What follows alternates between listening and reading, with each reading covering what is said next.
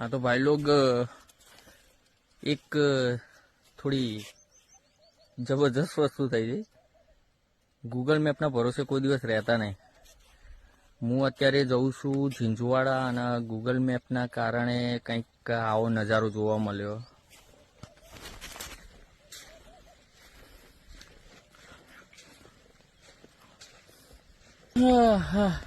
એક બીજી વસ્તુ થઈ ગયા, બહુ ખતરનાક વસ્તુ થઈ ગયા। તો લગભગ અત્યારે હાલ ને તે 250 કિલોમીટરની નાની અમથી રાઈડ કરવા નીકળ્યો હતો। મોજ થોડી વધારે આવી હતી એટલે બાઇકની સ્પીડ 100+ ની હતી। વાઇબ્રેશન જરા વધારે હતું અને એમાં પાછું હન્ટર નતો, અતિશય વાઇબ્રેશન હતો। એમાં જે લોક આવે એને સ્ક્રૂ પડી ગયા એન્ડ પૂરેપૂરું ખુલ્લું પડી ગયું। અને હવે વિચારું છું કે આગળ જવાય એવું હોય કે ને જો સામેથી એક બાઇક આવે।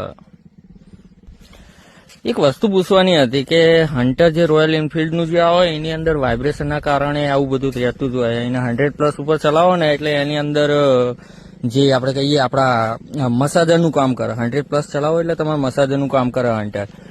મીટિયોર વાળાને ક્લાસિક વાળાને ખાસ પૂછવાનું કે આ વસ્તુ તમારે થાય કે નહીં થતી। જો થતી હોય તો કોમેન્ટમાં કહેજો, ના થતી હોય તો પછી અમે હન્ટર વાળા જેવા છીએ।